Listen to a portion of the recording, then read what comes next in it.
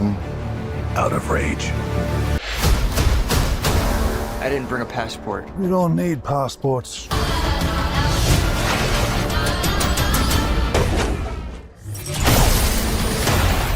I kneel before no one. I never said I was a hero of this world.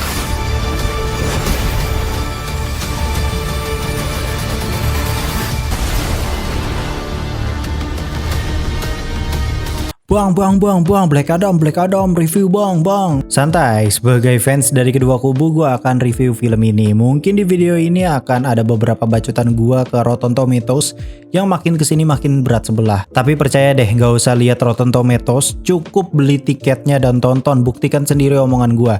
Karena memang filmnya menurut gue worth it untuk ditonton. Kenapa bisa begitu? Nih gue kasih tahu alasannya di video kali ini. Tapi tetap gue akan review sejujur-jujurnya karena memang masih ada beberapa kekurangan sana sini. Skor final dari gua segini. Seperti biasa review gua itu selalu spoiler karena untuk Black Adam ini sendiri gua bahkan benar-benar gak nonton trailernya, gak nonton TV spotnya juga. Terakhir gua lihat teasernya aja, itu pun karena lewat di iklan bioskop. Jadi gua nggak bisa membedakan mana yang ada di trailer ataupun yang gak ada di trailer gitu, ataupun spoiler gitu ya. Tanpa berlama-lama lagi, ini dia review spoiler Black Adam and welcome back to Clip-on-X Review.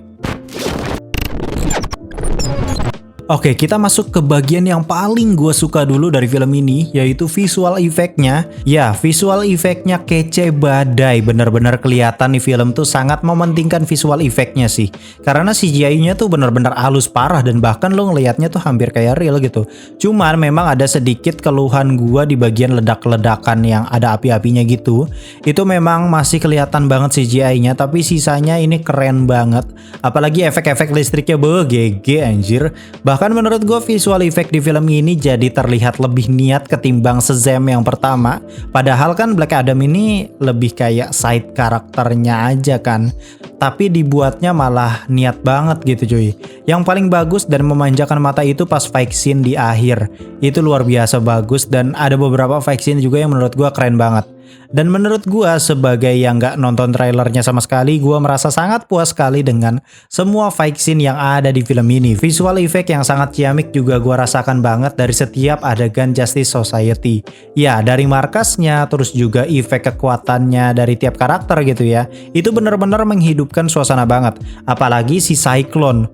Ini menurut gue Cyclone efek ijonya tuh keren banget cuy, asli. Terus juga ada Atom Smasher yang efek berubah ukurannya tuh nggak norak gitu, bener-bener smooth abis. Dan Dr. Fate juga sangat mendominasi sekali ya, visual effectnya bagus gitu. Dari teknik-teknik yang dikeluarkan tuh bener-bener kerasa magician banget gitu. Bahkan menurut gua ada beberapa efek yang kayaknya ini lebih bagus deh daripada Doctor Strange gitu. Untuk Hawkman sendiri gue salvok sama sayapnya itu bagus banget teksturnya. Sekilas gue ingat sayapnya si Wonder Woman di Wonder Woman 1984.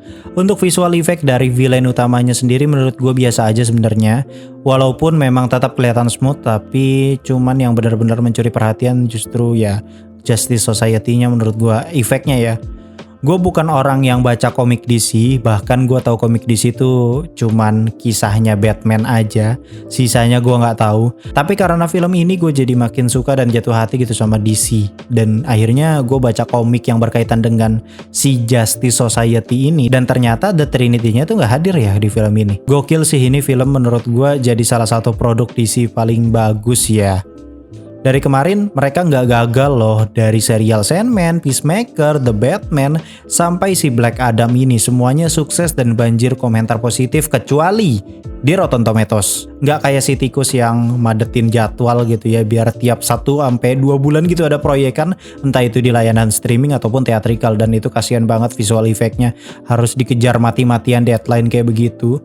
Ya walaupun gajinya gede, cuman kalau cara kerjanya kayak begitu agak kurang manusiawi sih jujur. Plot menurut gue biasa aja ya, film ini template banget film Batman v Superman. Bedanya ini lebih greget aja sih menurut gue. Film ini berhasil menceritakan Black Adam sebegitu detailnya dengan pacing yang gak basa-basi. Jadi bener-bener langsung satset to the point gitu.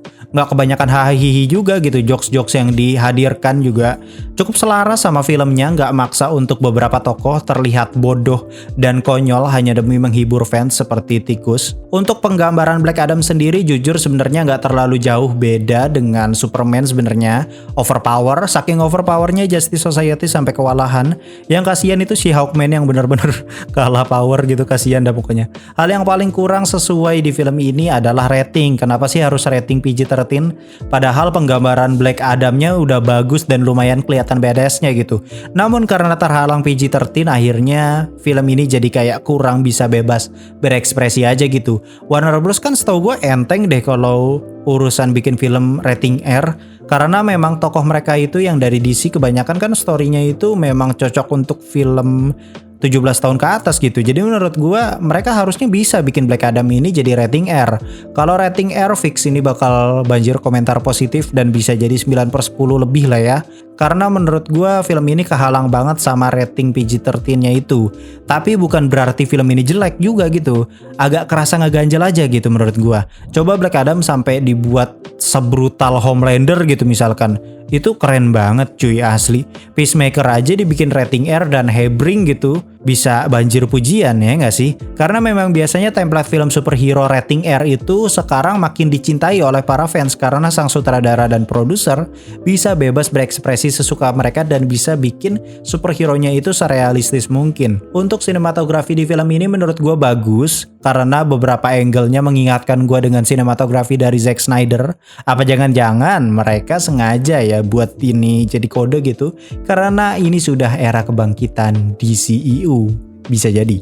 Untuk tone warna menurut gue juga ini sangat dibuat mirip sama Zack Snyder. Bedanya shadow-nya aja diturunin jadi kayak nggak terlalu gelap gitu. Kalau lu perhatikan tone warna film ini mirip persis sama tone warna yang ada di scene Justice League Zack Snyder kalau nggak salah yang di bagian di masa depan gitu. Yang ada Jokernya kalau nggak salah. Mirip banget itu kayak kuning keemasan gitu kan tone warnanya kayak digurun-gurun gitu. Cuman beda di kepekatan shadow-nya aja. Untuk backsound sendiri menurut gue ini jadi salah satu eksekusi backsound yang bagus. Jadi penempatannya tuh tepat banget gitu, nggak lebay dan nggak norak juga.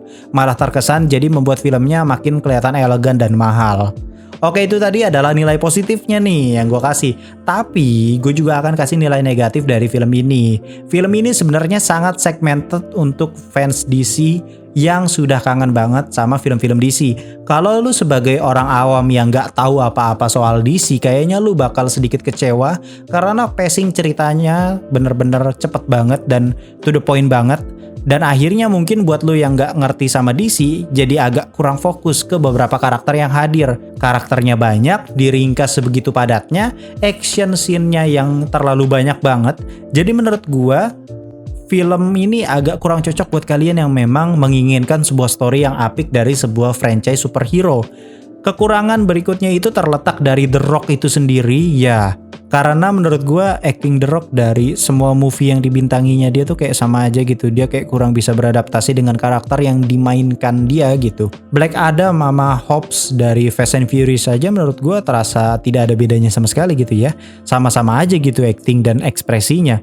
Padahal sekelas John Cena aja yang namanya masih tergolong fresh di dunia superhero bisa melimpahkan kemampuan aktingnya di series Peacemaker dan film The Suicide Squad.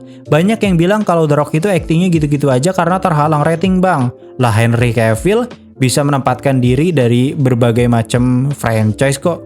Ada The Witcher, ada juga Superman. Tapi kalau nggak salah The Witcher kayaknya nggak sadis-sadis amat ya. Dua tokoh itu jadi kan kayak terkesan sangat berbeda banget ya antara Superman dan juga Geralt di The Witcher, ya nggak sih? Jadi menurut gue apa ya bisa dibilang si The Rock ini nggak bisa defense kalau dia ini nggak bisa mendalami karakter buat Black Adam. Harusnya bisa ya. Karena secara penampilan Black Adam itu memang mukanya mirip banget sama The Rock sih anjir kalau dari komiknya gitu ya. Bedanya kalau di komik ya ada rambutnya just it. Kalau yang versi ini botak. Kesimpulan reviewnya film ini sangat cocok buat lu yang baru putus mungkin ya lagi sedih-sedihnya dan emosi-emosinya. Lu tonton dah film ini. Fight scene-nya bisa menaikkan adrenalin banget cuy. Gregetnya dapat, visual effect-nya dapat. Ceritanya enteng, pacingnya nggak basi-basi, pemilihan OST juga sangat cocok dan penempatan OST-nya juga sangat tepat. Final score-nya sudah gue letakkan di awal video tadi. Gue sangat merekomendasikan film ini, nggak usah dengerin apa kata reviewer tomat yang berat sebelah. Selamat menonton and I'll come see you next time.